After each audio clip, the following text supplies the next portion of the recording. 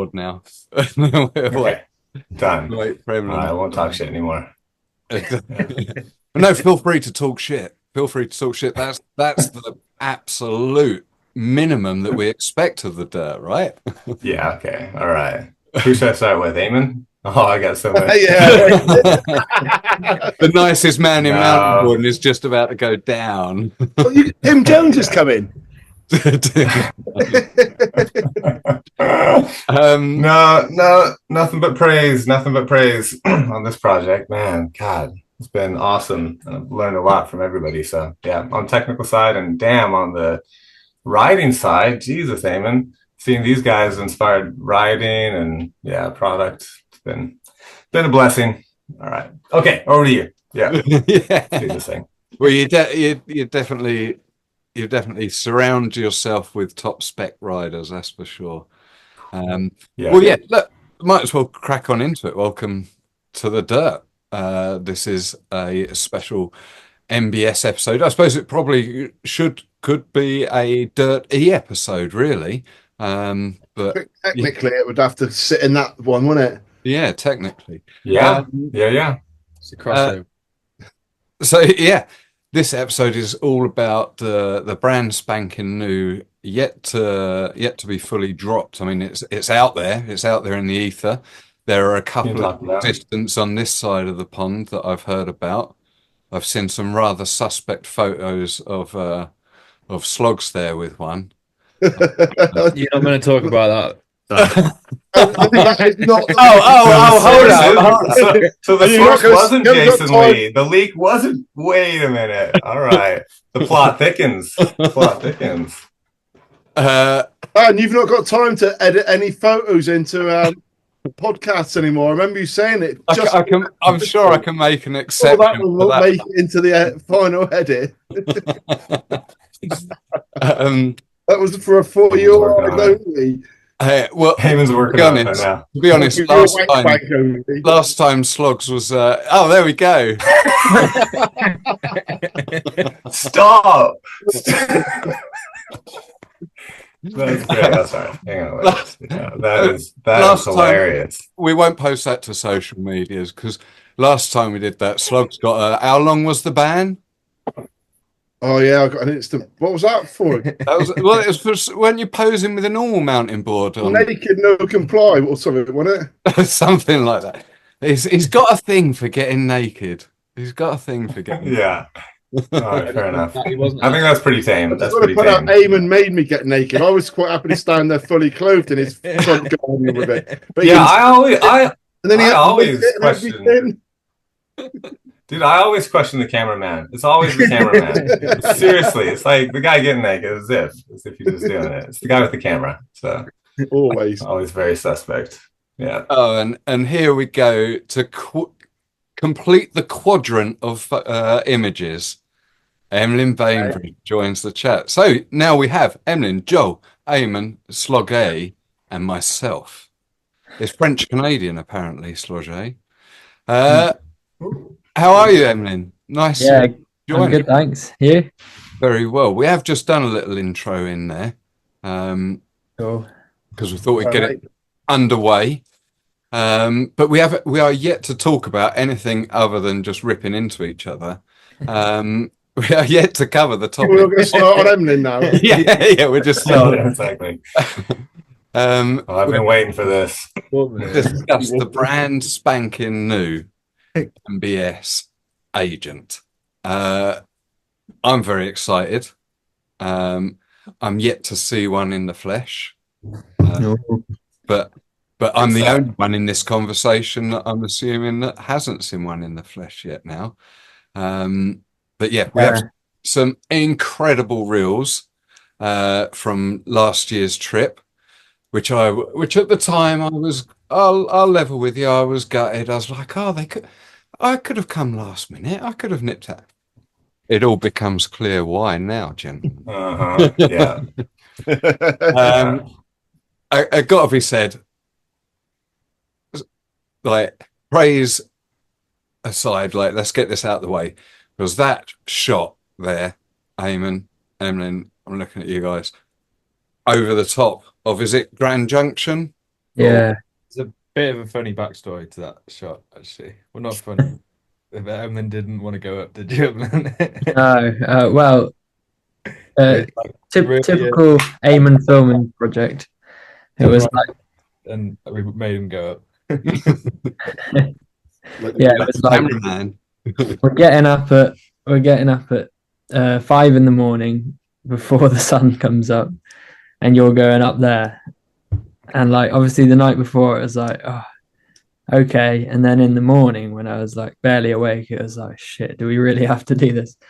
And yeah, basically it's just like really thin ridge, and then one side is Little Alaska, the legendary like downhill descent that the MBS boys did back in the day, and then the other side is like not rideable, but yeah, it's really thin, and this was pretty much the first time riding the board as well, so just getting used to it, and had to go back and forth along that ridge, but Was you make him do it? shot was good.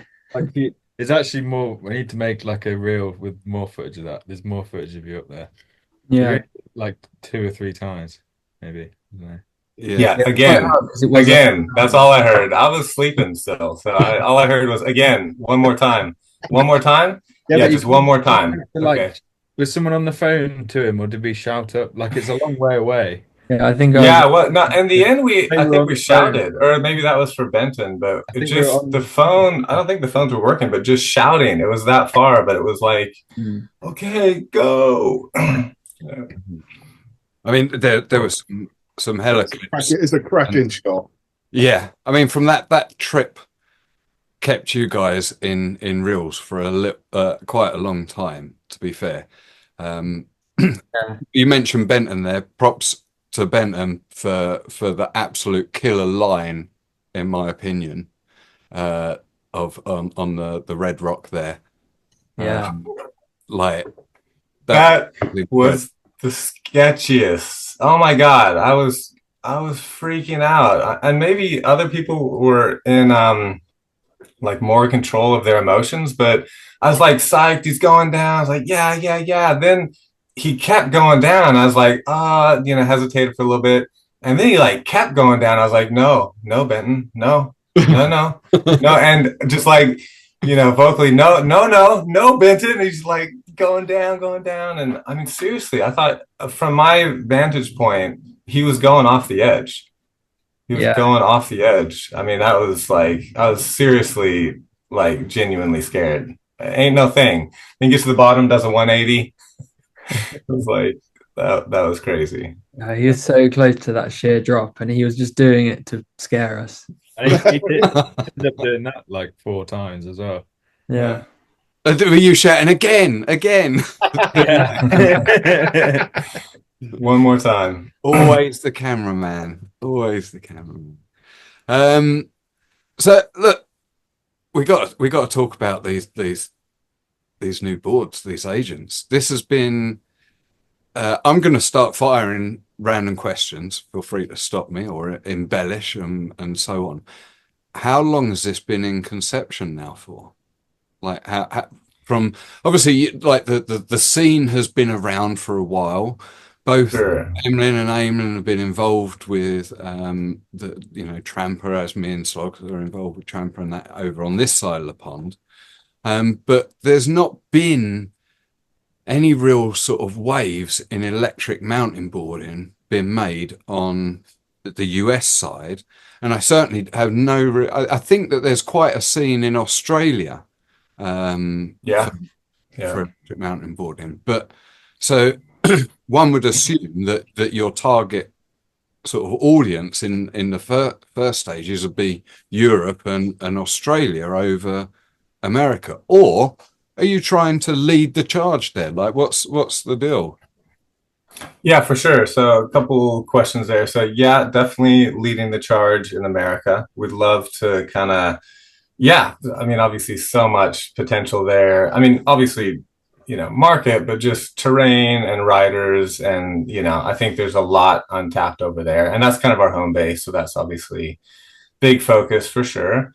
And as far as like how long, so I mean, obviously have been aware of this, and watching it kind of from the outside since the beginning, and kind of like interested and messing around DIY. Like early on, we decided like we definitely want to support the whole DIY thing. So people using components, that community is super duper cool, and give those guys discounts, and kind of like just I guess um, had an insight into that community from being on the forums and stuff like that. So kind of like watching that, supporting the guys just on the non-electric side of things. And then started to do my own builds here in Australia, just kind of like on slightly on the down low.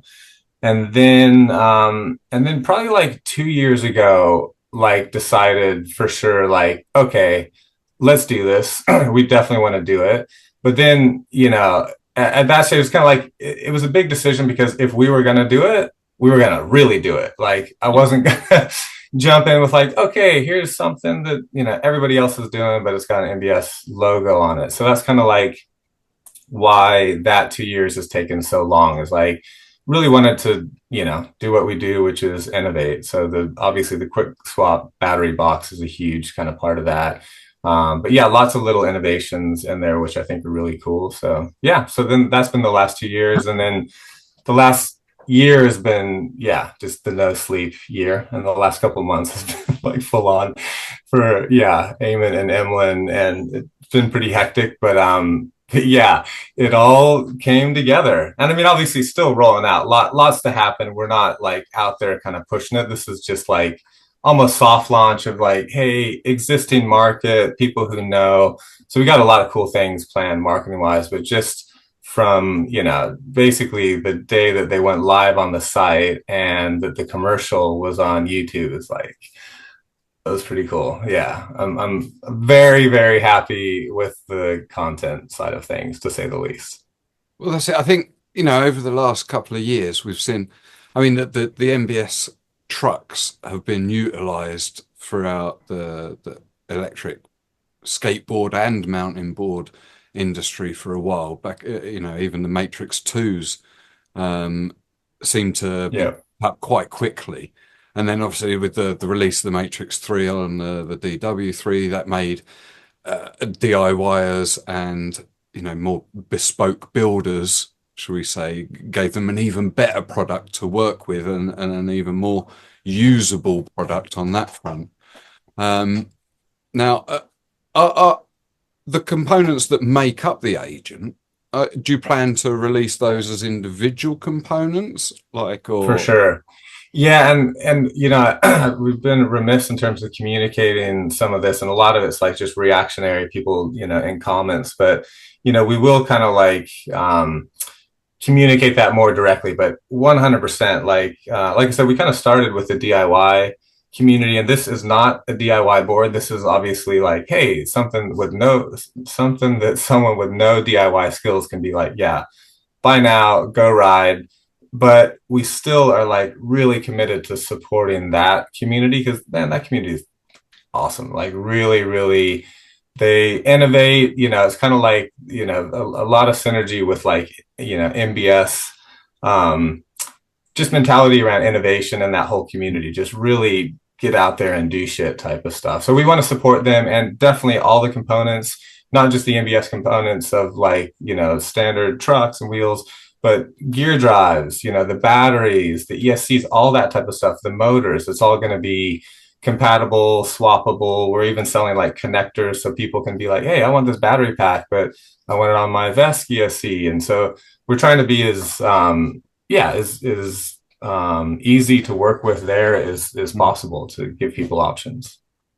Nice. So, and if we delve into the actual board a little, individually parts of it, if that's cool. Like you mentioned there, the hot swappable battery box. Oh, that's incredible. I mean, obviously the first thing. You mean this one? Yeah, this right. One? No. What? I mean, it is so neat and tidy. Yeah. Like Joel, do you mind psyched. if I change the view up here and put it onto a speaker view? Do you mind bringing that back up again, just so that we can like because the very first thing that I spoke about or that I questioned as would be the connection, like being from the UK, seeing a lot of wet weather and stuff. It was a worry because that it's kind of like a weak point. So how have you built around that to produce Yeah, when you're talking about connection, you're talking about electrical connection or mechanical connection? No, well, the electrical connection. Yeah, exactly. Yeah, we've gone like crazy on the waterproofing on especially on the battery box and the ESC, like 100%, we've done all the design, all the testing for the IPX6. That's like water jets. So we went hard on that for sure. Now, what we kind of like publicly say, we're still like a little bit cautious and, got things around. There's other, maybe weaker links like motors and stuff, a little bit difficult to do with water, but battery box, all the electronics, all that type of stuff, battery box all through the ESC is like so badass sealed, like everything we've thought through. It's got like triple layers of, O-ring seals around things. And then, on the inside, it's kind of sealed with even some, silicone glue stuff. And it's like layers upon layers of that. And that connection itself, though, is actually might even have, I can even grab and show you like all the, basically waterproofing around that. If someone else is talking on a content side, I'll go see if I can find a little connector to bring in to show you some of that. But yeah, badass in terms of waterproofing. That was a huge part of it for sure. And I mean, obviously, the other bits of tech that came out alongside, and we've got motors to talk about, we've got ESCs to talk about. I'm going to try not to get too technical, mainly because I don't know it technically enough.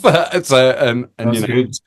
the mountain board community, bless us, we're energetic, but we're not always known for our intelligence. But but yeah. Dan, hang on, we should go back to the battery box a minute because I've had a fiddle with a battery box. Oh yeah. That clunk clip, the mechanical attachment. Yeah.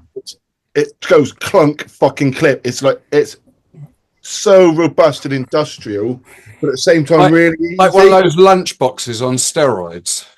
Yeah. Yeah, it's the click is the click was a big factor in getting that click right for sure. Like we wanted something that definitely look, it's got a good every time I love it. It's definitely one of my favorite things. Snap. It's nice. It is nice. And so obviously there must be a like receiver for the battery box mounted to the deck, is there as such? And then have you got your cables routed through the deck? Mm-hmm. Yeah, I should I'll get some more props. You guys okay? Yeah. You guys can talk keep us amused. I got some props. Emlyn, have you been, so you guys have obviously ridden this board now, and at what point in development did you guys start getting involved? Amon was first. So when did Joel tell you about it, Amon? It's probably over a year ago now, maybe like end of summer last year. Uh-huh.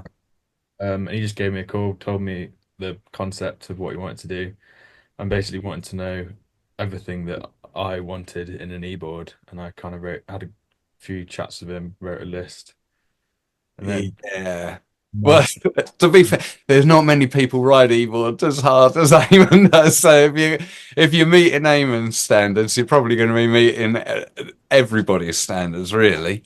I mean, he went to others as well, but he's just wanting to know, like, it's cool at that stage to come to the riders and be like, hey, what you actually want to ride. Yeah.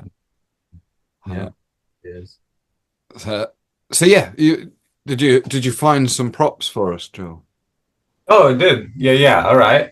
We'll start with, you asked about kind of like the little receiver plate. This is like this is kind of like the little clips, okay? So this is what kind of like mounts onto the deck, mounts with 4 holes here. And then that, this is like our kind of standard. Yeah, come back here. All our standard inserts. So we just have basically 4 inserts there.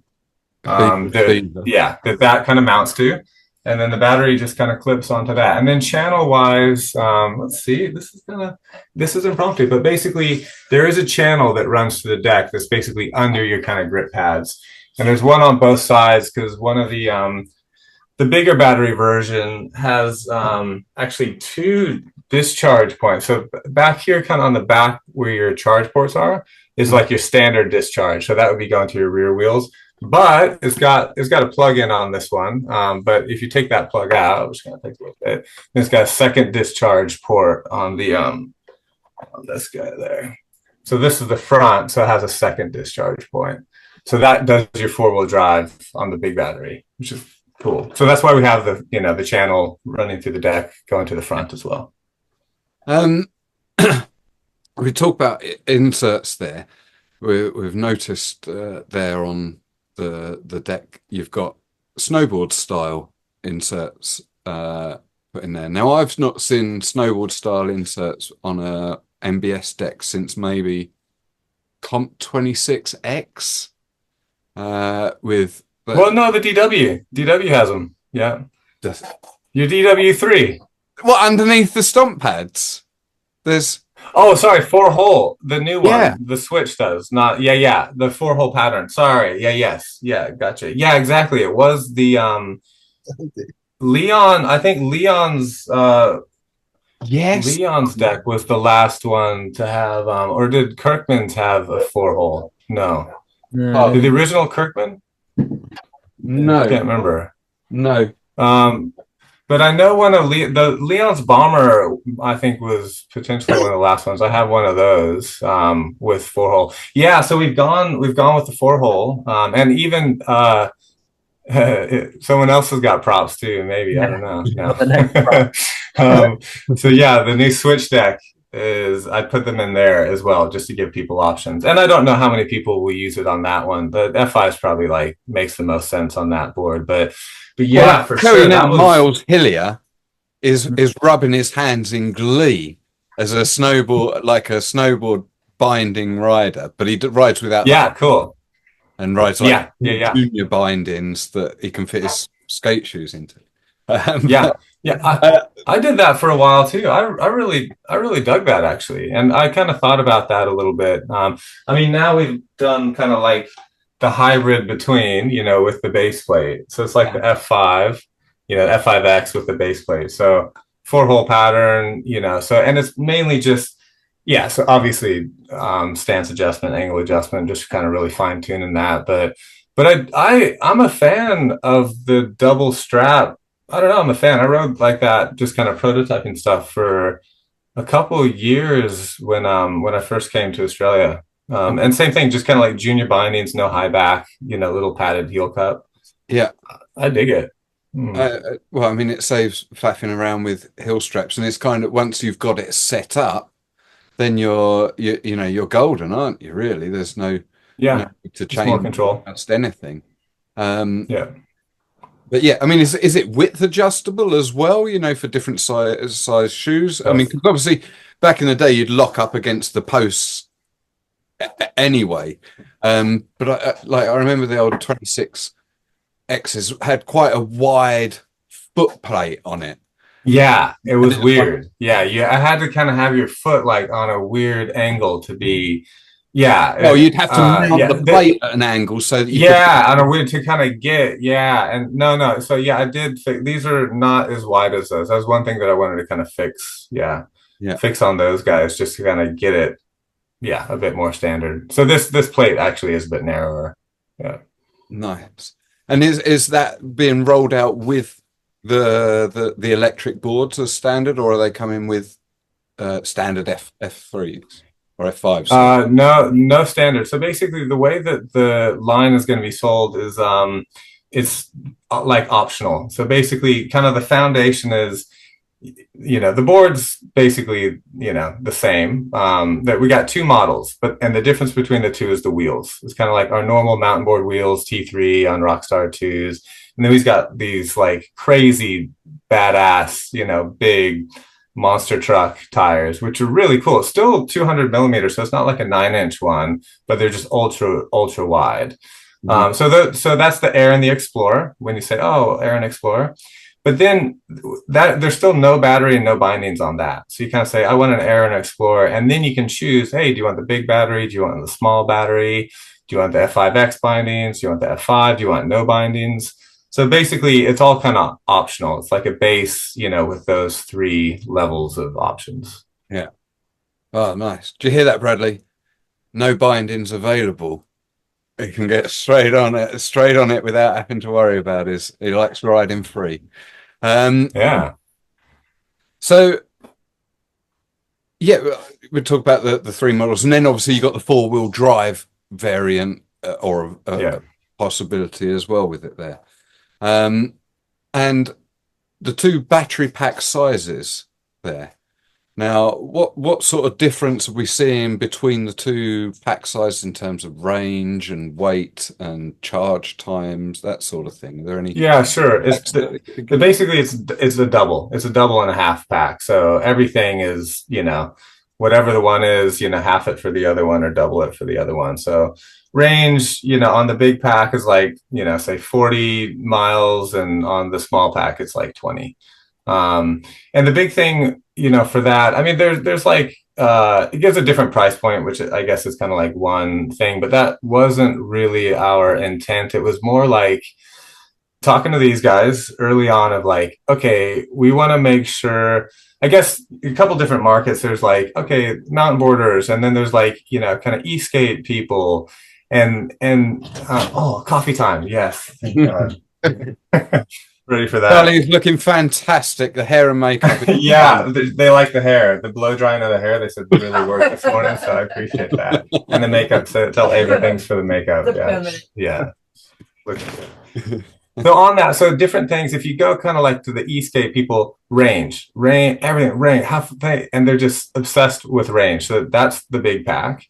And talking to people, obviously kind of on the mountain board side of things, and the mountain board side of things, more like, this is more this vision, like, there's people who are going to buy this for, kind of normal riding that's kind of being done today. But like I said, we wanted to innovate not only on the product side of things, but on like the riding side of things, which, obviously Amon and Emlyn have been doing this whole time. And we see that like going further. So those were the early conversations like, hey, what do you actually want? What do you need to like do some serious shit on this thing, which, as you've seen, they're doing. And yeah, so that's kind of like, that's the small pack. Like, we want this thing to be light. And I think a lot of those, I was going back through after the fact and going through some of those like early priorities that we set, and I think we've ticked most of them, but not all of them. There's still some weight distribution things that we want to get a little bit better. That's one thing for Amon, is kind of like centering our weight. So there's improvements that we can make there, but in general, we've got a pretty light board, and with that light pack, that it's all about jumping. That's kind of what the small pack is about. And the whole concept, obviously, is the fact that you can have a light pack, but you can have 2 light packs, 3 light packs, just whatever. Get the board that you want. And then, you buy the number of packs that you need for the range that you want to do. You can go out and, like, so Endless Ride, I think, well, that's it. I mean, Emlyn, our marketing genius at the moment, has, coined the Endless Ride term. But that is it. I mean, have 1 pack charging and 1 pack riding, and yeah, you just go out and session. I mean, we talk about, like I mentioned there about Bradley in Canada, who's just done well, not just done, but the record for longest super longest. If he had a support rider with him, for example, on a motorbike or whatever, you could be charging from the motorbike straight to a box, or a vehicle or something traveling alongside. So you could play Endless Ride and just click. by the time one the thing. wheels have stopped rolling, you could have swapped your battery over. Yeah. Yeah, and like I was thinking race wise too, it'd be cool to I like the kind of racing competition side of things. Like that's fun. Jason and I were always into that. So I can see that also as like a pit stop, you're doing some races, bam, just swap out super fast and kind of keep going with full power. The Bradley thing is interesting. I was looking at his setup with kind of like, multiple batteries, and I was kind of inspired on that. We haven't done anything with it, but I did think it'd be cool.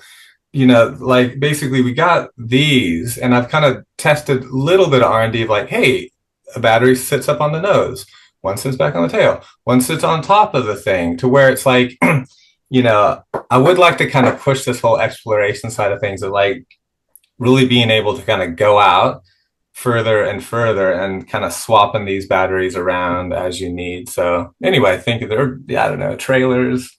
I don't know. I don't know. We're thinking we want to do some cool shit with these, and I think we got a system that's going to allow us to do that. Yeah, we want to do like a board packing thing. So put one in your backpack, and then you've got two, and then go to a pub and charge them or whatever. It'd be quite fun. Well, that's it. I mean, 20 mile on a light pack range. That's decent anyway. I mean, I'm sure if you're just riding everywhere full pelt, up and down the hillsides in Yorkshire or whatever, where you really are emptying packs quite quickly. But for the most, real quick slugs, that's really like you'll easily get close to that on those, and the ability to have one in the back, incredible. Yeah, and on that is one point I want to, Emlyn right now is handling kind of like all our content for like reels and stuff like that. It's got like heaps of good ideas to kind of put out, which is great. There's so much like just cool information about the product and like ways to explore, and all that's really good. But one thing I do want to do one on range in general, because man, this whole range thing, it's just like there is no range. And like we put it on our one max range, and I went out and kind of like verified that, making sure, because different people have kind of like done different rides. So like, what does that actually mean? And to get the max range of like 20 miles, 21 I think it is on the small pack, it's a pretty boring ride. Yeah, well, just being honest, it's a pretty boring ride. It's like you just to get that, you're chilling, you mostly go on the same thing. There's not a lot of hills, you know what I mean? It's in eco mode, so I think it's like, kilometers like, less than 30 k's an hour. So it's like I was really bored by the end of that ride, and it was kind of like a cold morning, so I was like cold and bored. But anyway, point being, if you're like seriously, it will do 20. And for people that are commuting, that's what you do. They're basically kind of going, whatever they want to go down to the pub or chill on their plate. They're not doing anything crazy. So that's kind of what those ranges when manufacturers post them are.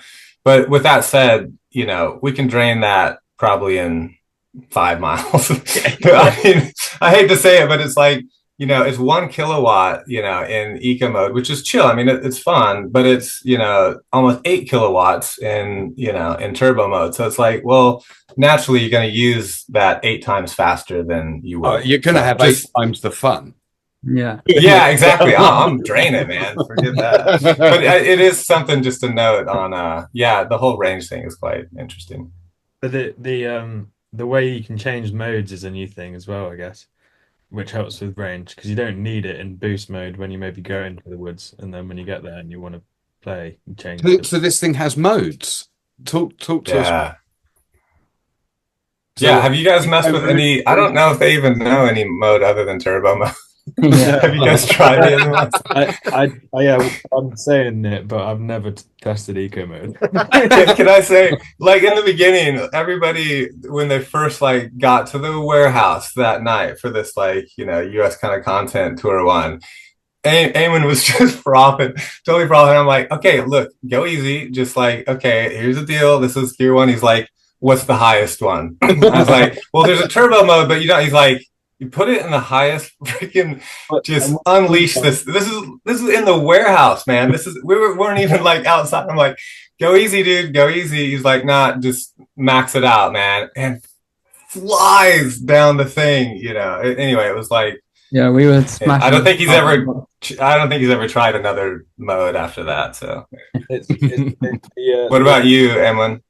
Yeah, I very briefly tried them out because the amazing thing about these like 4 gears as they're called, or 5 gears, is that you can a beginner can start in gear 1, and when you like I've handed the controller to someone and told them to stand on my e-board before, they've just gone straight off the bat. But in gear 1, there's no way of doing that. It will just start you really slow, and you can get used to it after riding for, I don't know, even 100 meters. You can say, okay, I want to go a bit faster, but you've already stood on the board and gone along. So for a total beginner, it's like it's not just going to push them off the back. Or for a parent. Yeah. Yeah. Totally. That thing, Joel, where you have to ride a certain amount to be able to access the turbo mode. Yeah, it's like 10Ks. Yeah, 10Ks basically. And that's so you're kind of like stuck in gear 1 and gear 2. And gear 1, we've probably like, maybe that's just too low. It's like really chill. You know what I mean?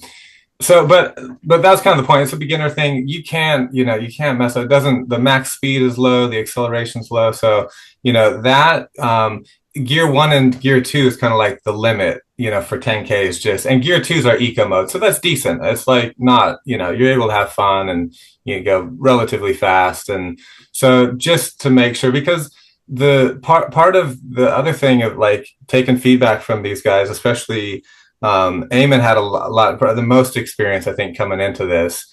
And, Vesk is badass, and they've had so much like time to tweak and just get stuff right on the really high performance side of things. So we had a very clear vision of like, this is the performance that we want.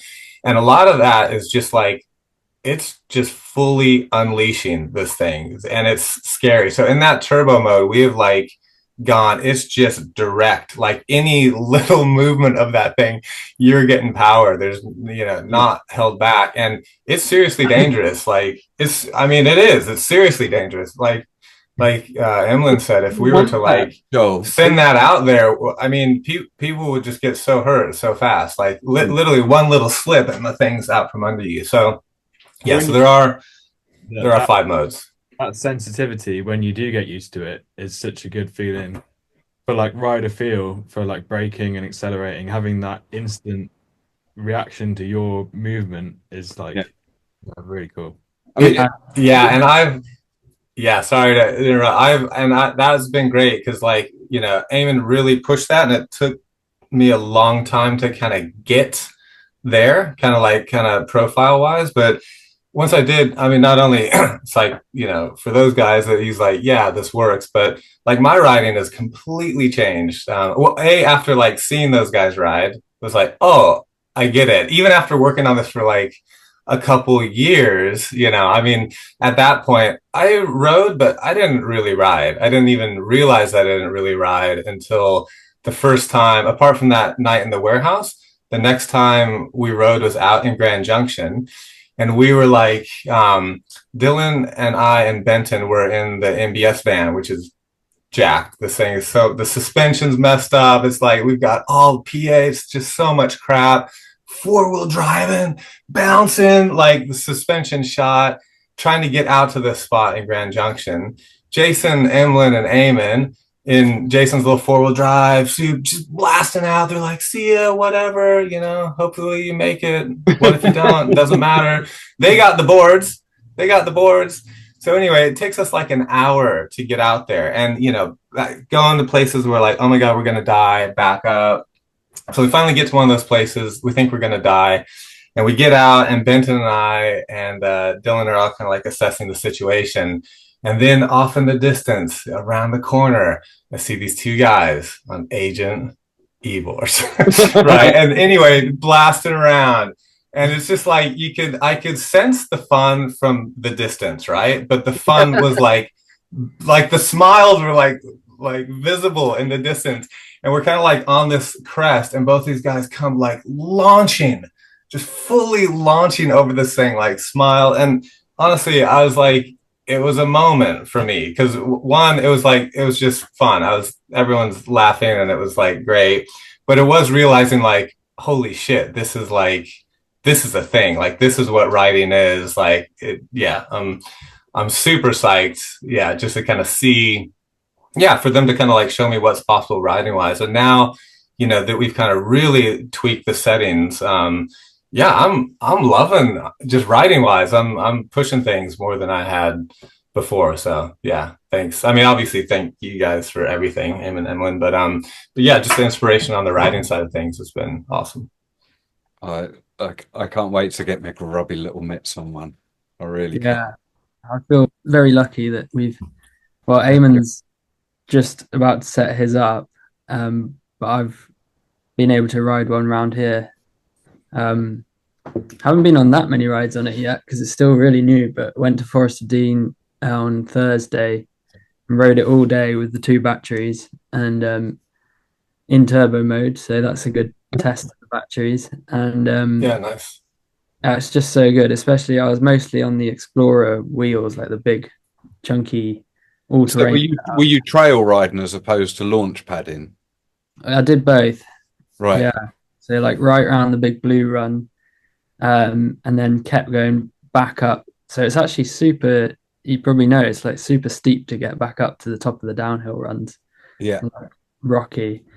But you can just lap that and then you can carry on down the blue one as well. Like, and yeah, it's pretty sweet actually. And yeah, that's it was really fun riding them in America, but actually just on Thursday, that's when it clicked for me. I was like, this is e-boarding. You can just because I think home turf, ain't you? yeah. I mean the MBS F5 bindings are good, but my feet were absolutely killing by the end of the day because I didn't unstrap at all. Well, yeah. Again, a mark of good fun. If your feet are aching, it's because you're staying strapped in, and that in essence is exactly the reason why e-boarding is so amazing to me. Like if Eamon will be able to appreciate it, having done seasons in the snow, in that you don't and I know Joel, you spend a lot of time on the snow as well. You don't unstrap all day, so getting the setup for your feet is kind of it's really important, which is why the advance of the bindings with those FX5s or F5Xs as such, why that excites me so much, because with slight adjustments to your stance and setup, you can enable longer rides through a more natural stance to yourself. We've got it pretty cushy with shoes and soft bindings as opposed to like full-on hard bindings with snowboarding. But yeah, the ability to be able to just go for hours as opposed to 30 seconds or a minute long run or something like that. It's no wonder our feet are hurting, but it's the best sort of fatigue, eh? Yeah. I mean, that's the whole thing, getting into I think maybe Eamon came up with this one, but the whole ride more. That's what it's all about. Ride up, ride down, ride more. I mean, it's a marketing slogan, but it's true. I mean, definitely I'm riding way more than I ever have, so it's quite fun. But yeah, same. My feet hurt too. I notice it. Yeah, if you're really strapped in for a while. So, we have put like the grip tape is actually kind of like a grip, pad, a little bit different than the grip pads that are on the DW3. So there's a little bit of cushion underneath, and kind of like toe. And same thing on the F5X base plate, it's a little bit of cushion, but it's not doing much. Like if you're on there for a while, I noticed the same. And even to the point where I've started riding my electric like way looser on my bindings than I used to. I used to like crank down pretty hard. And now it's like, it's kind of, I don't know, it's kind of like only enough to like keep me in there when I'm jumping, as long as I think my feet aren't going to fly out, which is really different than the way that I mountain board, where I'd really like to be like Dylan, like man, he cranks down so hard because he does not want any movement, and which I think is kind of like required when you're doing like really serious stuff. But for the electric, even though I'm jumping now too, which is cool, but I'm not strapped in quite as hard. But a lot of it is just the fact that yeah, you can't ride that long if you if you are basically. Um, Yeah. But you can't beat finding a place in the woods where you can just lap it and lap it and lap it. Yeah. yeah, Without a doubt. yeah. Yeah, that's good. Yeah, I want to come to England now. I mean, you guys are all psyched to go to, the US, but from the footage that I've been seeing, you guys got it wrong. Forget Moab. I mean, seriously, some of that stuff is like just on a mountain boarding front. Like I've been going on to these guys about that last reel that Emlyn did, but that's like a wonderland. He said it's up near Leeds or something like that. It was like the most amazing dirt, beautiful edit. Yeah, that just I don't know. You guys got some good terrain. I don't know how anyone found that place. I've never even heard of it, and I think he flew to like somewhere else. Yeah. Have you not been there? Have you not been there, Amon? Yeah, yeah, and you found it like last week, right, Emily?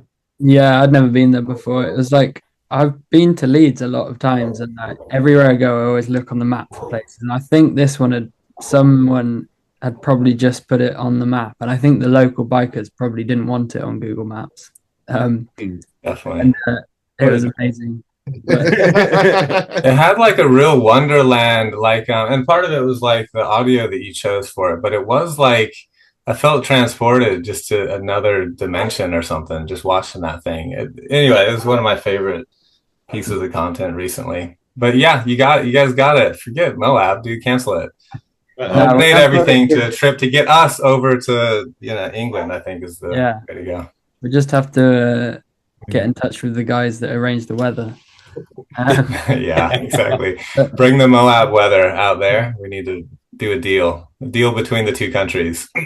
Weather for terrain swap. Where we are, like in the southwest, we are really lucky. We've got like me and Slogs have been going over to Cleve Hill quite a bit, and I'm like 5 minutes from Minchinhampton Common, which is like probably Good. I'd go as far as to say the best e-board spot. That was crazy. Yeah, seeing when he just showed me little phone clips of that, I was like, oh my God, that is like, I just kept going and rolling and grassy. And it was like, I mean, that's crazy. Well, it's not even a natural one. It's all quarried stuff, isn't it? From years ago. It's just like smooth grass with loads of different shapes. Lumps and bumps. Be like creative of where you jump from on which bit and use different. And it's a golf course. But little bows as well. I wonder if it was like bomb damage from maybe or something. I think like Slug says it was just like random like local quarries. Like just like Cleve Hill, a little pit. Yeah. It's really neat. And then, no, I mean, I'm not talking down Moab. I mean, come on, guys, talk to them about Moab. I mean, and Grand Junction, that whole content tour. I've just cancelled my ticket. I'm staying here. Damn. No, it's backfired. I mean, that's exciting. That's exciting. Yeah, that trip was like really special for me. The Moab trip of that kind of whole content tour. Hey, it was my 50th birthday too, so I had a little kind of a birthday vibe going to it. And Jason's birthday. We're both in May, and just out there with these guys and Dylan and Ricky made it out for a bit. Benton. Benton. God, Benton makes any trip. That was just, I don't know. Anyway, as long as Benton's there, it's a good spot. Yeah, Benton's the MBS mascot. It was so funny. He and Jay Lee, it's just the best. The interplay between those guys, in the camp kitchen. Anyway, it was such a fun trip. There's all three of you. We had Joel Jason in this kitchen, which wasn't the kitchen. It was just like a few feet away from the fire where we were sat around, and they went full in on the role play of like kitchen. I can't remember what the different people what role they took. But Yeah, front of house, back of house. It was great. It was really fun. We're gonna have so much fun. I say we. I don't even know if I'm hoping to make it out to the Moab thing. Like I said, we got a wedding kind of like after that, and some other things kind of going on here. They're making it difficult to travel at the moment, but fingers crossed. We'll all be out there. Yeah, that's April, right? Yeah. Yeah, April 22nd, I think we land and fly out Yeah. again on May 1st. Yeah, well, you got one Lee brother for sure, so that's good, and hopefully we'll have two. But that's going to be amazing. Yeah, and to get the boards, in their full like badass, workable. But by the time that content, tour, that was like hard riding. So by the end of it, it's kind of like yeah, that was like as much a testing trip as it was, a content tour. So yeah, it would be good to get out there with like fresh boards, fresh batteries, and just like totally kicking ass on that train. It'll be fun. So, I mean, we talked about marketplace earlier, and obviously we know that you're currently located in Australia. Now, from what I've seen of the sort of e-skate community, Australia seems to be leading the way in terms of electric racing. And we'll talk about the Electric Race League. There seems to be some heavy sponsorships involved with that, and it seems to be a good standard of rider. I mean, there's been possibly the funniest clip that I've ever seen of someone launching himself off of a quayside. I think it might have been in Sydney or something on one of the races. Just insane. But and you mentioned earlier with the hot swappable batteries and the racing implication or possible racing implications and things like that. I mean, these boards that they're going to be competitive, we assume. I think so. DIY and... it'll be interesting to see. I think race wise, I think I've seen like in the American races, they got a couple kind of divisions of like, hey, here's like full pro custom one. Then there's like a stock board division. Then there's kind of like other things. And so it'll be interesting. I think, I mean, obviously these aren't like street boards. So, but still they got great traction and they can be ridden. I'm guessing they probably won't be competitive at that super, high DIY level. Just kind of like looking at specs and talking to people, but a lot of it's like, I don't know, it's kind of what rider you have, and like they don't wear bindings, and it's like at some point it's just like there's only so much you can do on those tracks, so that'd be kind of interesting to see. But obviously the side of things that I'm interested in is like the side that's not being done, which is like off-road racing, So I think it'll be interesting to see what people kind of do. And even just with like components, hey, they're using our battery pack on their like street board or whatever. So that's kind of like, DIY territory. So it'll be interesting to see, but I'm really keen to get some off-road events happening. So Jason and I are talking, even trying to ideally line something up around the same timing when when England descends on Colorado would be really cool just to have, Jason wants it out in Grand Junction, which would be like crazy, but logistically the worst decision we could possibly make. So I think we might do that. So logistics nightmare, but can you imagine an event out there would be like nuts? Yeah. Oh yeah. Well, if we can... What are you guys saying? Amon, Emlyn, good idea, bad idea? If you've got boards available, I will happily rag the tits off them. You gotta give him one that's got 10k to go in slow mode first. Yeah, exactly. Put that one on bricks for 10k and then have a go on it.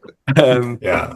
Well, that'd be super fun. But obviously, the thing we haven't really touched upon is how fast they are. And I don't know about you, Joel, but I haven't got up to top speed yet. I've gone 35 miles an hour and I was terrified. Yeah. It's serious. Yeah, I'm the same. Yeah, that's I know we all know Amon has maxed it out because we saw it. It's such a great clip. It's like it's crazy. I have maxed it out. I maxed it out, once kind of early on, just kind of testing stuff to know how fast that was. That was like on pavement. And then I'm at, this is good. This is like educational actually. So I'm going to relay this story, right?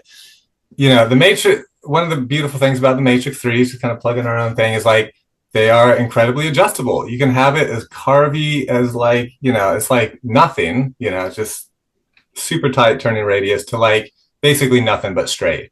And so when I was kind of trying to choose what is going to be the stock, you know, position of the shocks on this board, because like all our mountain boards, like, you know, Dylan's board, outside position, whites, but basically definitely outside position. You got bindings, it's good, it's still kind of carvable with bindings.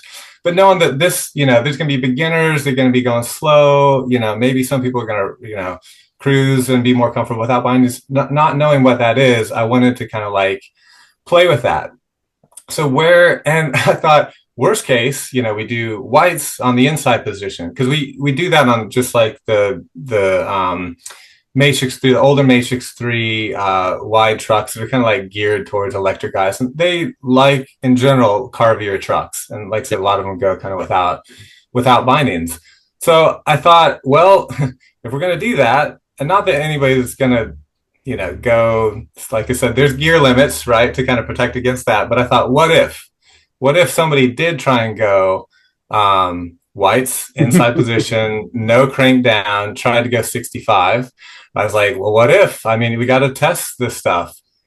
I haven't eaten shit like that in honestly probably like a decade. No, this seriously. It really reminded me. I don't really, I mean, actually, no, take that back. I do wreck a lot, actually. And I'm kind of like bad like that. And I do push my limits, maybe like beyond, yeah, my limits. But dude, I got speed wobble. So basically, don't go max speed with the loosest position, whites on the inside. I was fine, got up to speed, great, hit one bump, and I haven't got speed wobbles in ages. I got speed wobbles and slammed so hard, full body slam, strapped to the board.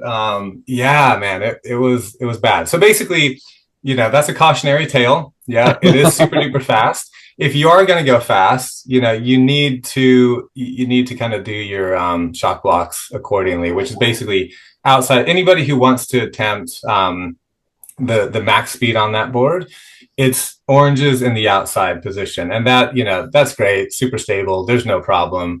But it's still, you know, it's a reminder, like, this is serious stuff for sure. I definitely wanted to put my own skin on the line before somebody else did. So yeah, anyway, we're doing more education on like, hey, just making sure people know like this truck is like crazy adjustable, because people don't. A lot of people get on it and it's like in the white, in the outside position, orange is super duper stiff. They don't have bindings. They're like, man, Matrix trucks don't turn at all. It's like, well, you know, that's the stiffest position. Or the opposite, like, wow, these aren't really that stable if you're trying to go 65 with, you know, whites on the inside. So. Yeah. Well, I think a lot of the e-skaters that, or the portion of your market that would come from that side, they're not used to necessarily hopping the board around like a mountain boarder is. That ability to, you know, use the bindings as to give you an ability to get the board airborne or change direction at a fraction of a moment. They'll all carve. I think that ability to be able to crank over with something on the front, you know, easier on the front, and you might have a more stiffer, stable on the back potentially. Yeah. And another thing, while we're doing show and tell, hang on one sec. I do have something here. Right on that note, actually, we are introducing some. I haven't even we got so many little goodies like in store. Like I said, we're selling all these components separately. We'll get those up on the website. But this is actually like a little kind of riser, you know, a 15-degree riser, aluminum, basically, bam, goes on.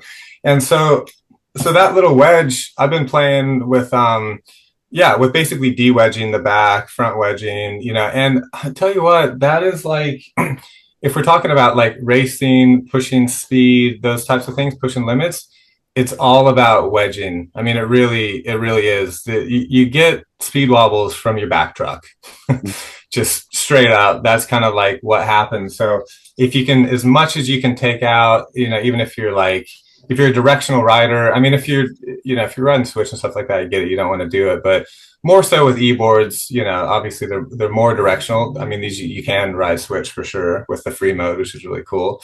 But yeah, taking that angle out of your back truck makes all the difference in the world. And as far as like border cross, any racing situation, and you can add it in the front. That's the thing. You can still get the same turning radius. Increase your front to 45, decrease your back to 15. You can fly because I mean that's basically like it's a car. Cars turn with the front wheels, not the back wheels. There's a reason for that. Yeah, and its stability. So anyway, that's coming. That's coming. That'll be like, you know, January in the US. So got a lot of cool little goodies, which like I don't know. We haven't obviously promoted because they're not out yet. And not that we'll like promote, we're not going to like sell a ton of those. But one of the ideas with this whole line was like, let's give people, you know, just kind of those little incentives to like, or basically tools. It's like give them a toolbox of like for people to really run with this line. The torque is there, the top speed's there. We got these little kind of adjustments to tweak your boards with. So I'm excited. I don't know that anybody's going to do is anything as exciting as Amon and Emlyn have already done riding, but hopefully they will. I mean, I know they will. Obviously, that's the vision. It's hard to imagine, but yeah, there'll be somebody out there who'll push it as hard as those guys. You know, Rennie's going to Colorado next year, right? No. Oh, really? Yeah. Well, all right. Now I got to book my trip. Yeah. I've never, apart from you guys' podcast, I have never talked to the guy. So yeah, Oh, well. that's great. I've listened to him, and he'll definitely find a way to ramp it up. Oh, I mean, we mentioned why? Oh modes. my god, dude! We mentioned modes earlier. Are the modes? You know, do we as riders have access to tunability within the agent? 100%. Yeah, that's modes. Yeah, 100%. So basically there's an app that comes with it. So basically there's like I said, 4 basic modes, right? But then the 4th one, gear 4, can become a turbo mode. So it kind of like replaces the 2. So it's kind of like 5 modes essentially. But every one of those with the app, you can change mode 1. You have a slider, and every little percent you can slide up to get to gear 2. So basically you can make gear 1, gear 2, you can make gear 2, gear 3. Not that you would, but basically it shows that you have a continuous, if you want, you just total continuum from gear 1 all the way up to turbo mode if you want to kind of tweak. Like if Eco's like, hey, that's good, but just not quite, you can give it a little more acceleration. So yeah, highly customizable. And you mentioned obviously you can ride in reverse on them. Yeah. At the same will the motors go at the same speed in reverse as they do? Same speed, yeah. And there's another thing that watching these, like Amon said that that's how he rides normally. I was like, okay, cool. We definitely wanted to make that a function because that was on his list. And I was like, man, that's kind of crazy. But now, like everything inspiration wise from these guys riding, I would never go back. It's like, it's amazing. I love it. Yeah. I mean, apart from being able to just like, spin, drive backwards. I mean, it's cool. It's definitely, it's the way to go. We're not really promoting that because I do think it's kind of like dangerous a little bit for beginners. I think it's better to have a brake. So it's in the settings and you can go and change it. But the way that it comes stock, is just the brake's a brake. And then you do have a reverse switch. So once you've come to a stop, you can reverse and then go backwards if you want to. An actual kind of like, hard switch on the remote. But what we call free mode, which is basically forward, backwards, backward, that's in the settings. But yeah, I'm digging it for sure. Oh, sweet. Yeah, and it's nice because you can change a lot of this stuff just in the remote. There's an app as well for the fine tuning, but in the remote you can switch on free mode, you can switch on turbo mode. Obviously, you've got all the info of your speed and distance and everything, but then you can also change the light on the back of the board. So that's very exciting. Yeah, that's the main thing. It's all about the lights Change for the light Emlyn. on. Yeah. Oh, Yeah, so there's- you can take it dogging. Yeah. No. I have taken it dogging. It's gone. It's gone. What was going to come out then? Yeah. All right, the remote looks pretty sexy as well. Well, okay, so that was what I was going to ask. We haven't seen too much of the remote, and we obviously haven't seen anything of the app. Will we see reels in future of both of these sorts of these areas of the board coming out? Yeah. So I think I saw a note from Emlyn just this morning about that. Yeah, for sure. Emlyn's got like so many. Yeah, just so you know, Emlyn's kind of like doing the content stuff on in terms of like Instagram. Yeah, reels and stuff like that. That's kind of like his domain and has tons of good ideas. But yeah, that's definitely one of them. He wants to give some more info on that. Sorry, Emlyn, I'll not talk for you. No, yeah, I'm just making some notes right now. But yeah, there's a lot. Like I said, there's a lot to unpack with the remote. It's pretty feature packed, and yeah, it's just that's such a relief for me to be able to be on a ride and not have to get your phone out and not even have to go. Sometimes you have to go to a computer or something. But yeah, you could just be literally riding along and then decide you want to change something, and you can just do that there and then. It's pretty handy. Yeah, it was cool. And also there's like you said, all the things in the remote. Max speed, you can change your max speed in the remote for different settings. So if it is like, hey, you want to tame it a little bit, so when you're full throttle, even in like turbo mode or whatever, you can like, you don't want it to be 65, you want it to be 55. You know, that you can do all that within the remote. It's awesome. It really is a good remote and beautiful too. I mean, it's nice display, high def, touchscreen. It's awesome. Oh, wicked. And so what else we got there? We got talk to me motors and your ESC there. You know, obviously we would assume that to be maxing out there, we need to talk about gearing as well in this. Yeah. Super happy to see a gear drive as opposed to a belt or any other form of drive. Personally, myself, I find that, you know, the instantaneous response is great in gears, and the braking control is by far the best across all the different sort of options, should you will. It's nice to see that they're metal in there. Bloody thin as well, Dan. Yeah. Yeah. I'm assuming they're super lightweight, are they? Comparatively, at least. Okay, yeah. Getting my my countdown now. I'll cover all these things fast, and then this will work out good. Then I can go, and these guys can actually get a word in. I realize the length of these is like, yeah, it's not my brother, it is me. So I see the commonality of the long-windedness. Yeah. So starting with. Start with a few things on the gear. Yeah, so a couple design decisions, like I said, are like competing with each other. And one was like, one this thing to be like super duper light, you know, and not too heavy in the back end. So that was like competing directly against, we want this thing to be absolutely indestructible. And the indestructible side is like, you know, steel on steel, helical gear drive, fully encased, O-ring sealed. You know, that is the heaviest option. And then you got gear drives that are like plastic gears, you know, a little bit lighter, but still kind of fully enclosed. And then you got belt drives, and belt drives are the lightest.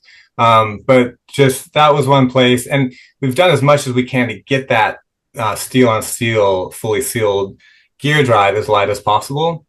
But it is heavier than belts, but it's worth it. That was just kind of like one place we weren't willing to compromise, because we want this to be like, just don't think about it. You just go and you ride. You're never going to break a belt. You're never going to break a gear. You just ride. So that was kind of like, that trumped everything. And with the sacrifice of like, it is a little bit heavier, you know, in the back end than an actual belt drive. But I think worth it. Yeah, that no regrets about that decision. The thing is like absolutely indestructible, and the response is super direct and it's awesome. Yeah, so gearing ratio is pretty like typical. We have like a 15 tooth on a 64.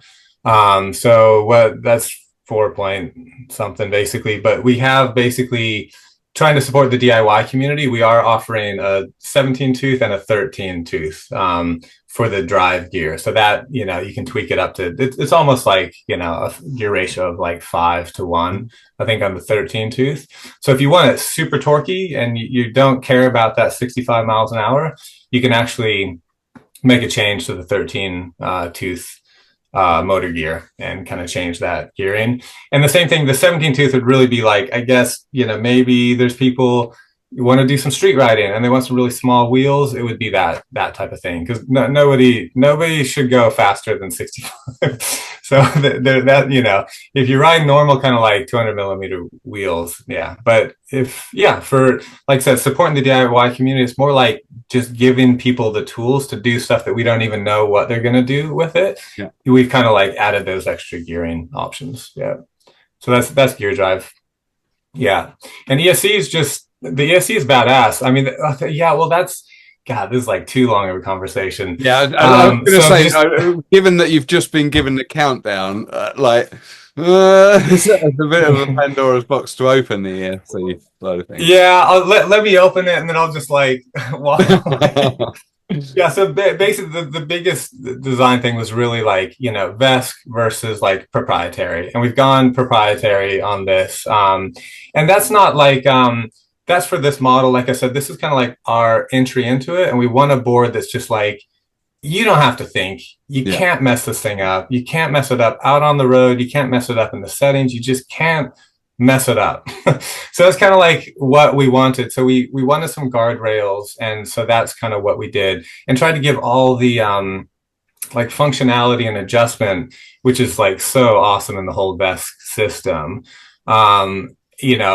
So give all that, but kind of like with guardrails to where people aren't going to change the setting and accidentally see smoke and blow up their expensive thing, or have it launch them off the front because of a current overload default or whatever. So I was kind of like from the beginning, I wanted control over this. This is our entry. We want it to be right for sure. With that said, super open, like really open to a VESC version moving forward. And actually, Amon set up a really cool meeting with the legends, the absolute it was an honor, so, Dave and Benjamin Vetter and Jeffrey Friesen. So we had a quick conversation about what that would look like, if we were to do something on VESC in the future, which that whole project I absolutely love. And that was probably the hardest, design decision, because like just open source, but really, really, passionately like that.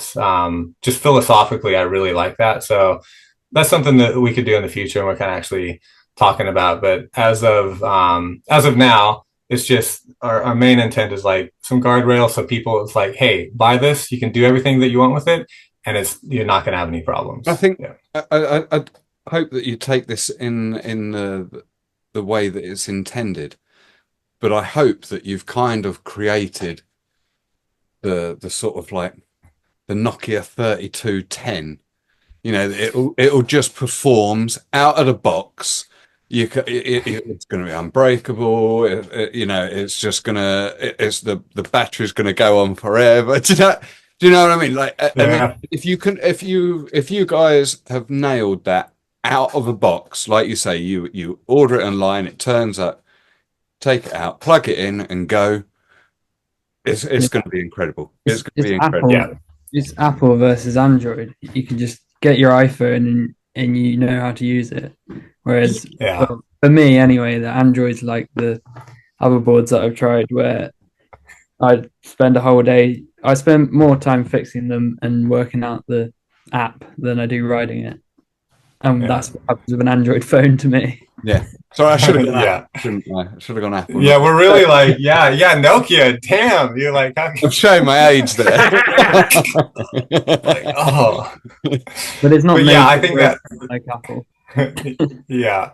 Now we're really opening Pandora's box on it. We're gonna get in the whole Apple Android thing. Oh my God, dude, I definitely gotta go before that thing opens up. I know I'm on the losing end of that one, but yeah, like what Emlyn said, I mean, we wanted that experience. Yeah, I mean, definitely Apple experience in general. Just like the thing works, you don't think about it. We've really tried to make it beautiful, which was hard with a top mounted battery. That was probably the other one of the big challenges. Like, man, to be a serious mountain board, the battery's got to be on top. That was kind of a non-negotiable thing, but that's really hard to do and have it aesthetically, look like not a lunchbox. Um, but I think, I mean, that, yeah, I can't, not gonna judge our own, design, but anyway, but I'm happy. I look at it and like, yeah, that looks badass. I'm pretty happy. So yeah. And so you should be. It is aesthetically pleasing. That's for sure. Gone are the days of when you're riding an e-board out in public and some random person like asks about it, or mostly the first question is, "Did you make that yourself?" But with this, Exactly. Yeah. Yeah, definitely. It's always had that really utilitarian, which is cool. I mean, that's an aesthetic, in itself, which is kind of like neat. But yeah, I wanted the whole thing to look like a product. I think it does, but yeah, it'll be interesting. Yeah, I mean, well, the early reception is good for sure. People I think are responding well, but as they really kind of get out there and get seen, that's one of Amon's had so many good ideas on the commercial of just like so many different directions and just anyway, you guys should talk about the commercial when I Skype off, but yeah, just anyway, it's incredible, but all the different ideas, and that was just such a fun project of like brainstorming. But one of them is that kind of like voice of the people thing of getting a lot of feedback, which on that trip, it was, we're in Grand Junction, there's nobody around except for Benton, which is the best piece of content. I think I've seen that reel of Benton's kind of review of it. It was just, anyway, I was dying. Yeah. Real fun. Real fun. Real fun. Real fun. Real fun. That was great. But it would be cool when they really do get out into the market. It'd be fun to like, get some actual feedback. Yeah. What are you pair up to? well, I keep speaking. I don't know whether it's a delay or because the mic's too far away, but I talk and then no one listens. Everyone's ignoring Adrian. That's a bit better now. Go, Amon. Brought it closer. The thing I was going to say then was just I know I'm shouting that yeah, I had this concept of like filming people's first ride on it, but maybe we could still do that now in the UK because a lot of people haven't ridden it. But Benton was the only person we captured on that trip, but it worked really well. So there's proof that we should do more.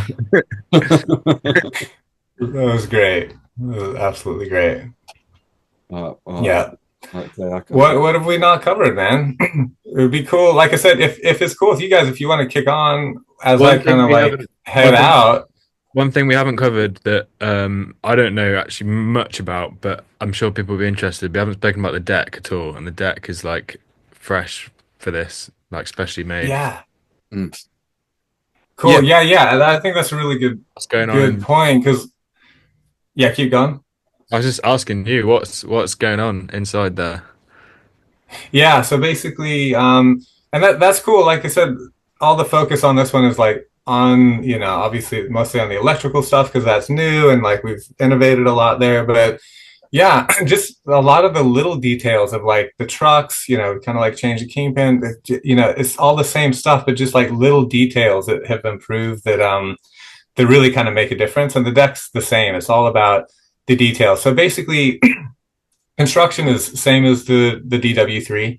So snowboard construction, inserts, vertically laminated core. It's kind of like our bread and butter of like, not bread and butter, but kind of like our foundation of those, of our high-end decks. So it's basically DW3 with a shape, that is, more suited to getting that super wide. It's like 280 mil underfoot. Love that. So just kind of like perimeter shape, super duper happy with that. And then core, we've just kind of like had to make everything a bit thicker and sturdier and put bamboo stringers in there just because there's a big ass battery sitting in the middle of the deck, which actually does kind of like add to the flex. So that'd be really interesting. Yeah, to get once it gets out there and gets people's opinion, just in terms of flex and things like that. I know everybody's different, and I'd say probably with the battery in the middle, it's a little. I don't know. I mean, it's probably flexier. It depends on your truck position. I don't know if you guys have messed around on your Warrens much, but depending on your wheelbase that you set. So there are still, two positions on the deck, and you can flip your truck. So it's kind of like four different positions. And I always ride. I'm committed to the short wheelbase thing. I think Amon still is not. Long wheelbase. Your long wheelbase still, yeah. So anyway. And then short, right? Yeah, not flipped. I did do flipped for a bit, but I've gone back to just short. Yeah, I've not flipped. I just ride short. Oh, I'm flipped. Yeah, so interesting. Yeah, well, if it's a battle between me and Amon, then I'm probably gonna prefer to Amon, which is kind of a bummer. But anyway, I'm still preaching that short wheelbase is awesome. But anyway, it does stiffen out. I ride it like that, so I'm really happy with the flex. But there's nothing too mysterious in there. It's basically the same thing that we've been doing for ages, just changing perimeter shape, tweaking the layup a little bit, and like I said, putting some bamboo stringers in there, just for a little bit of extra, well, just kind of snap and pop, obviously, but also we kind of do it where all the inserts are, and the bamboo stringer is really good for that. But the rest is just kind of like, pretty stock standard snowboard poplar core, so that kind of hybrid core, and yeah, it's awesome. Yeah, I'm psyched on the deck, just as a mountain board deck. Oh, and these are actually going as mountain boards. So the Agent series is like a non-electric series too. Okay. Don't know if you guys knew that, but yeah, We so can that's kind of exciting. a separate mountain board deck. Separate mountain board deck, yeah. Nice. And just as a mountain board, I mean, even just without any of the components, the ones in the UK are landing soon. So it's like anybody who's like, hey man, I want to get in. They know they want to get into electrics, but it's like maybe they're saving up. Well, not even just get a mountain board ride. If you're a downhill rider and want an even stiffer deck setup, then that could be the answer for it. Yeah, it's good. Wider underfoot, bigger wheels. And I think the stance is wider as well, isn't it? So that's great for taller, bigger people. And yeah.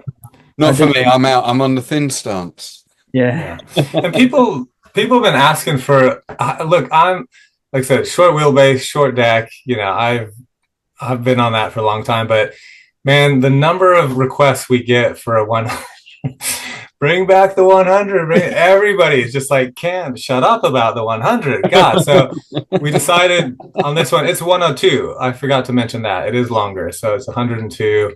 And which can be 100. It's got the adjustable wheelbase, but it's long. Yeah, it's a long deck. Ah, okay. We answered. No. See, we listen. That's it. We listen. Yeah. I had a go on it just as a free ride board. When we were in Sedalia in the States, and there's a little clip of that in that commercial, and it's just perfect for that. You've just got like all the turnability and that extra stability of it. It's really fun. So yeah, I might be getting the battery and ESC off my one and Joel, you were riding it in Moab, and Dan, you spotted it, I think. Oh yeah. There's a few people that spotted that. Yeah. I love it. Past me. That's all eyes when it comes to mountain boarding. Yeah. The free ride. Yeah. 30,000 times. Hey, I'm good at keeping it quiet though when I have to. Always are. Yeah, you did well. Yeah. It's Jason Lee we got to worry about in terms of spilling the beans, obviously. But I have to have a word with him. Yeah, I think I'm about to get called to the airport shuttle, which is good. This is good. We've kind of, I think, covered most of the product stuff, and what we haven't, these guys can do. But it'd be cool. I think people would love to hear about just the content side of things. I know these guys were thinking about even doing like a behind the scenes yeah, piece, based on everything, just that whole trip, which I think would be really cool. But I think some anecdotes from that and just talking about the content, because like to me, the product, I'm psyched on the product, but it's kind of like product without content, to actually show how truly amazing it is. It's really like, it's as important for sure. And that's the thing I'm probably like even more psyched is what Amon specifically did with that commercial and what Emlyn's doing on the electric side with the socials. Like that's as exciting as anything that's happening on the product side of things. So it'd be really cool if you guys could, now that I'm not interrupting all the time, Amon, you don't even need to move closer to the mic. So you kind of, yeah. But yeah, if I wave off, yeah. Well, thank you very much for giving up your time. Have a great day. Enjoy sending your daughter off. I hope she has an amazing season. Yeah, it's gonna be great. Yeah, I'm psyched for sure. So yeah. I'll speak to you again very well. We shall speak very soon, I'm sure, no doubt. But hopefully we get to see you in the flesh. Come out. Yeah, sick guys. Thank you Okay, very all much. right. Okay. Bye. Thank See you you. later. Bye. I don't give a monkey's what he wants. We're not even touched the media and stuff. I'm going around now. No, joking. Jokes. Gents, you have been relentless on the media over the last year. Yeah, I hope it's not too annoying. And sneaky as fuck, don't forget. Let's not forget they've been sneaky as fuck, these pair. Oh, yeah. Sneaky. Funny. Emlyn is the king of the Mountainboard secret. He loves the Mountainboard secret. It has been funny. I've had a few conversations about e-boarding with people, and some of them serious, some of them less serious. Like I had a massive long car journey and weekend with Beeran, and he's obviously going on about his boards and stuff. I couldn't contribute anything. I was like, yeah, I don't really ride e-boards. He's sitting there thinking, "Oh, Emlyn's quiet today." Yeah, and then yeah, I remember Sunny was just being Sunny, really, but we both had our my old e-board. We both had our e-boards at Bugs, and I was like, "Well, should we do some e-boarding?" And he was like, "Nah, e-boarding shit, mate." And I was like, "Yeah, it is shit, actually." Yeah.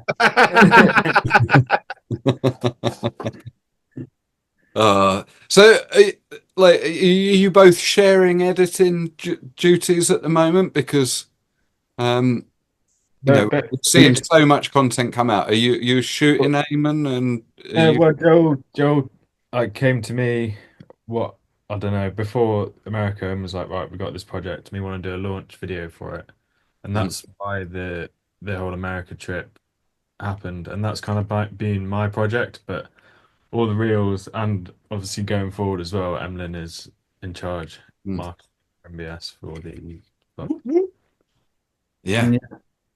Well done, mate. Good little number, that one. Yeah, grateful for these e-boards. Taking us to Colorado already, and yeah, a bit of moolah. Sky's the fucking limit, mate. So, where have you guys been riding them in the UK then? Well, I've not ridden. Yeah, so Amon's came a bit later, so he's just about to set that up, and mine. So I got one a bit earlier, so we've both been riding that around for filming, and so we've ridden at Minch, the common. That was amazing. I went to the Forest of Dean and Cranham. I went to that place in Birmingham as well. But yeah, there's been a few times where we've been on trips with people and we're like, should we do some filming this weekend? And we're like, oh no, because we'll have to sneak off. I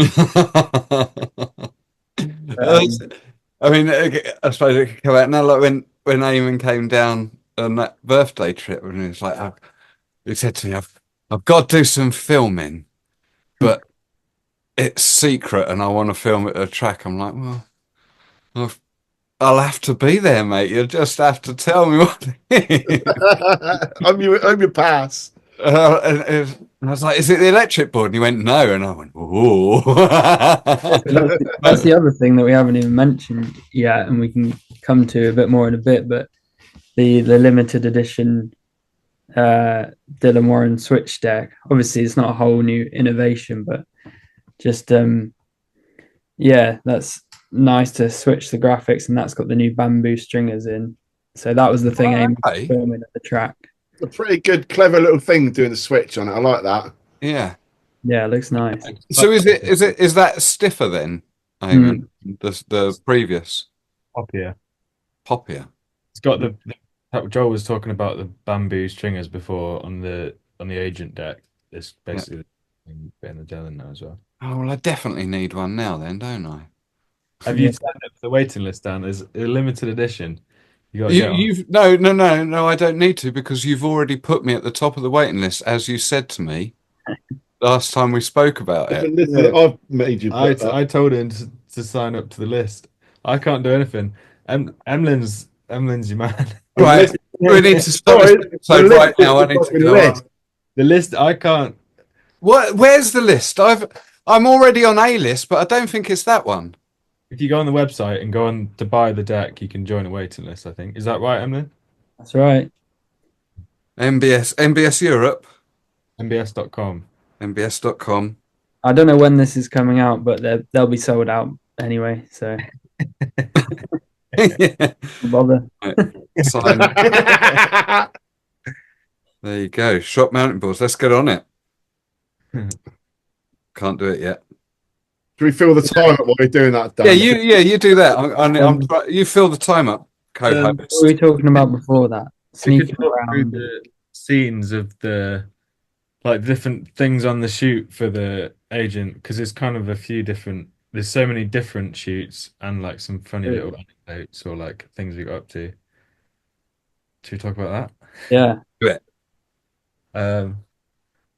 Well, obviously we went to America, but we went there to do this shoot, and me and Emlyn weren't really in the know too much about the boards at that point, in the sense of like how many there were, like what we could film on them, like how finished were they? It turns out they were still kind of in quite a prototype stage, and we were like kind of testing them at the same time as filming stuff. So we couldn't do the original idea was to film the whole commercial in America, but it didn't happen because of little issues and running out of time and stuff. So we ended up finishing it in the UK, which has been a bit frustrating because we didn't get the boards for a long time. And then when we did, it was the end of the summer and it was raining all the time, and we wanted to ride jumps and stuff, and we couldn't find anything to ride, and it's been a bit of a mission. But at the same time, it's been a lot of fun, like having, I don't know, a bit of pressure behind something to get something done and to make it as best we could. So even like going to the Lake District to film bits of it and stuff like that. Yeah, the thing I like about it is that what we wouldn't have got from May in America is like the variation of like there's lots of green in there, there's autumn colors. Like I think it does show that it really is like a board that you can get out into nature on wherever you live. We maybe don't know, all that we were missing really is like up a mountain, or I don't know, where else would you go in it? Like around a volcano or something. But You're looking for two guys to try and ride up a tall mountain somewhere in the UK, right, Emily? At silly o'clock in the morning. Just you got to make sure you invite Steve Burt back. Who? yeah, we'll just let him do it. He's so keen. He can do it on his own. Well, he's I was going to say OG team MBS anyway, isn't he? Yeah. But yeah, like going through the scenes, there was like Eamon said, we went up to the Lake District. That was the most rainy. That definitely tested the waterproofing of the board. And where else did we go? I would say just the Lake District one. I was showing Nash a clip I had on my phone the other day of me and Emlyn sat in Weatherspoons in Keswick, like all my kit soaked and covered in mud, both of us like fully soaked, and we're sat there in this Weatherspoons that is an old prison in this prison cell with like a really long radiator that had all my paid out. And we're just having a spoon's breakfast because we just got drenched and we had to get somewhere dry. Yeah, yeah, Oh, they definitely. Yeah, I've been kind of pushed out of my comfort zone riding these boards already, but in a good way. Like when it snowed the other day, I just thought I've got to go out and film a video in this, and it was kind of a good idea. But after like fiddling with the camera and then doing the same run a few times, I was so soaked and so wet. I thought my toes were gonna fall off. Oh, Doing it for the gram. doing it for your gran? Yeah, doing it for me gran. oh Yeah, well, the video was fun to make. And yeah, Amon smashed it with the edit. And well, I don't know how much to share about it, but there is quite a funny story in that. Um, Basically, Amon did like a placeholder voiceover for it, and then Joel and Jason loved it I don't, so much that they were dead set on Amon's voice for it, which Amon wasn't too keen on. That was over a professional voiceover. As yeah, well. we actually like I booked a professional voiceover artist, like an American accent voice, because that was what like MBS originally wanted, and that's what he originally decided on was to have this American voiceover. A, because we wanted to say some stuff, and B, we really wanted to like make something that stood out from other mountain board content in the past and make it kind of like more high end. And I thought an official voiceover artist would really like help push that direction. I mean, James L. Jones couldn't have had him anymore, unfortunately. We got this guy. Freeman? I don't know any of these people. What? Oh my goodness! Did you say Morgan Freeman? Yeah. Morgan Freeman. But yeah, Joe and Jason ended up not liking this American guy. Like, fair enough. It wasn't how they imagined it. And then we got Theo Ackworth involved, if you remember him. Yeah. He recorded a full voiceover for it, and I got it. And I think both me and Emlyn loved that version of it. Just from that like nostalgic. Yeah, I think because we knew who it was.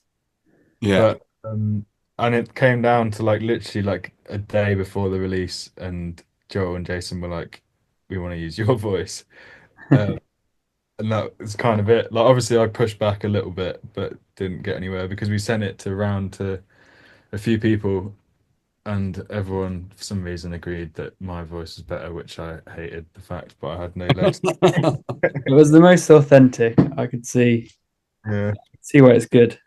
But How on earth did you grab Theo Ackworth into the mix there? Like, Sent him a message.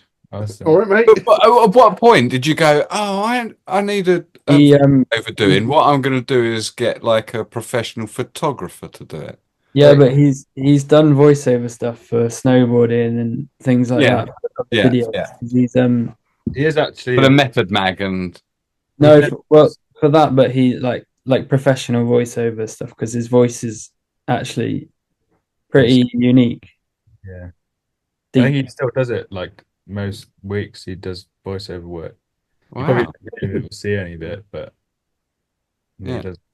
He's Well, doing I wouldn't see it. I'd have to hear it. I use my ears. But yeah, we'll have to keep an ear out, as they say. This is great. So are we going to be making some more content next year's trip then, are we? Yeah, well, that one is definitely a bit more of a holiday for us, but I'm sure we can get the cameras in the luggage. Get the dad cam out. Yeah, no, that'll be fun. I think just Okay. a fun trip video would be great. Yeah. And it kind of goes like hand in hand for me and I think Emlyn as well. Like we'd like making reels and filming each other riding. It's like kind of part of it for me anyway. When we go for a ride, it's like trying to stack clips and Yeah, it's always been that way, really. Like that's what got me into mountain boarding, watching a mountain board video and just seeing like, all the crews back in the day, they'd go out riding, then you get an edit later that week. And I also find, like, even today I went to Ramp World, and if I didn't have my camera there, I would have had a nice session. And you should be able to ride without filming as well. That's definitely another valuable thing. But once I got the camera out, I like did the same kind of 3 or 4 tricks like so many times until I perfected them. It's like now I've got those tricks. Yeah. So I'm in it's the a bag. good practice tool as well. Motivator. Rinse and repeat. Yeah. Yeah, and I think we work pretty well together with like filming this commercial and stuff, with not getting annoyed if someone's missed the shot, or if someone can't nail the line perfectly straight away. Some of those things did take a while, but no, it's a good experience. Yeah. Well, Do it again. Well, hopefully we get some good footage next year. I'll hold the camera for you guys sometimes. In exchange for you turning the camera around at me and at least proving that I'm actually at some of these events. Yeah. But yeah. Dan. So say what, Amon? I think I need to talk like this. It's obviously Yeah. we'll have to get a drone shot of you doing Benton's line at Moab. Yeah. And a Little Alaska. Yeah, and that's good. I think which is really gnarly, by the way. You don't realise until you see it in person. This is Sign him up, put him on the list. Emlyn and I didn't do it. Because we're like focused on obviously the electric stuff, but it is gnarly. Well, I don't know how much has already been planned of next year's trip. So let's just plan it now. Because what we should do is go to Grand Junction on the last day or the second to last day on the way back. And then we just got nothing to lose. We just get down. You're going to be worried about injuring yourself for the trip. Well, I don't know. I just still think I'm a bit biased with it. I don't know. But it's like going down that Alaska thing. If you think, I don't know, I might be wrong, but I think everyone who's ridden down it has like not stayed upright. Is that right? No, I don't think it's never been ridden out without. Yeah. And you wouldn't do it. It's like, so you kind of drop in. It's probably, I don't know how high it is, but it's high, and at the bottom is like basically a set of rollers that you can only hit at a certain speed. If you straight line down that hill into those rollers, you just got this game over, I reckon. You can't straight line, but the game, like the challenge is to control your speed and not roll. Yeah. Benton nearly did it, but he got a roll in. And basically, the plan tomorrow is to get all the additional footage off Amon, and then expect a behind the scenes video, and that should include Benton's descent. Yeah. It's actually so. Emlyn's not really seen the bulk of it. Yeah, I've got my work. Yeah, there's a lot of different bits, but I mean, it's cool to have. I can just hand it over to Emlyn now, and he can just wash your hands of it. sort of. It sounds bad, but like, yeah, Emlyn can finish it off, and because it's so much like just random road trip footage and us riding dirt jumps at this dirt jump place near Moab, all the bike parks. Like, there's a lot of cool stuff. And more stuff. I've been riding Sedalia on the agent deck, and lots of stuff to come. Yeah, it's going to get you very excited for next year. I'll probably need a good voiceover, Amon. So when are you dropping this next week? Hopefully. Put it in the diary. Well, see if you can beat this episode out. Yeah. The plan is at the moment, me and Emlyn, we were going to go for a ride in the morning, and I'll meet up and give him the footage. But after this podcast, Emlyn, I think we should definitely go on an e-board ride tomorrow if you're up for it. Yeah, all right. We'll both have to. My board. I need to take better care of my board because it's absolutely caked in mud. I need to do a little bit of like setting up basically the board I have was like the photo board essentially. So Mm. we've never actually ridden it. We were just sharing riding the one Emlyn's got. And when my board was shipped over, it didn't have any gears in it, so I need to put the gears in. But I can do that in the morning, and then we'll go for a shred. Nice. Probably to stop us riding it before we'd taken any photos. Yeah. Yeah. Cool. Well, look, gents, I'm going to let you get off, and I'm going to wind this episode up if that's all right. Yeah. Unless there's anything else that you guys thought of to add. But No, I don't think so. Just like and subscribe to the Dirt and MBS mountain boards. that's it. While we're here, can we get a bit of like what's going on with the roll situation these days? Are we gonna see What? It's taken a back seat to Mountainboard Jacker, isn't it? Even that. Yeah, we need Will back, and then maybe both of them will start back up. Yeah. Well, gents, thank you very much for your time this evening. I really appreciate it. And so does the community. Thanks, Joe, as well. He's not here now, but thank you very much. We appreciate you as well. Thanks for having us, Dan. Yeah, I'm glad. In my house, but we're topping tailing tonight. There's no Ayla. Oh, I'm sorry, Amon. I'm sorry. No, you're jealous, Dan. You're jealous. Jealous of you, not jealous of Amon. Pick. Amon, don't get too sore for our ride tomorrow. Where are you going to ride tomorrow? Have you got a destination? I'd like to go to Forest Dean. I don't know how much time you've got, Emlyn. But It's fucking great there, though, isn't it?